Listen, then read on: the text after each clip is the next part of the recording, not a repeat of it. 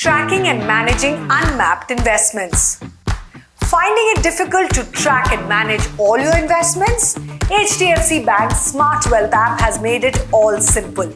Here's how you get a holistic view of all your unmapped investments.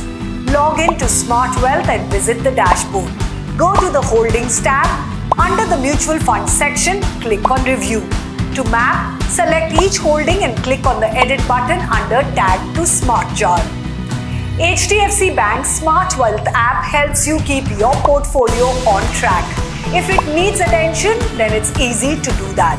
Just go to the SmartJar section and click on Needs Attention.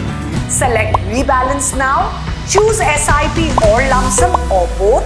Click on Start Rebalancing and examine your investment cart. Finally, click Invest Now.